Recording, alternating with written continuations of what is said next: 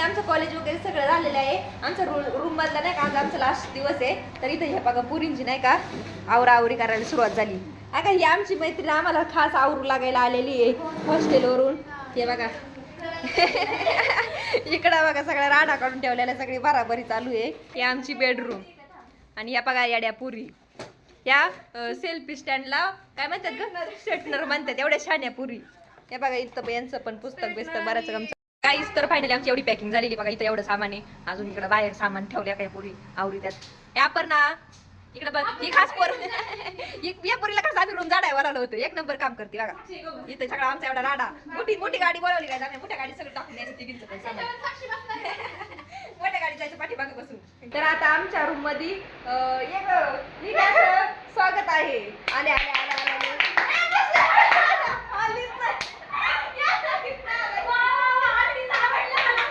गाईस. तरी आता इथं आमचं सामान उचलायचं प्लॅनिंग चालू आहे. कोणी कोणतं घ्यायचं कारण नाही का आमची लिफ्ट नाही का कायमच बंद पडलेली असती. अख्खं 2 वर्ष गेलं पण आम्हाला 2 वर्षात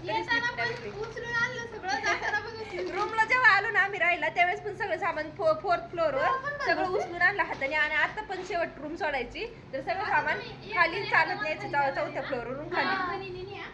तर बघा काय लिफ्ट नाही काय नाही आम्हाला कधी पाणी नाही टायम कधी लिफ्ट नाही अशा याच्यात आम्ही 2 वर्ष काढले. गाईस ही बघा पिठावाली गाईस. तर फायनली आम्ही हे बघा सगळी रूम खाली गेलेली. खूप वाईट वाटतंय.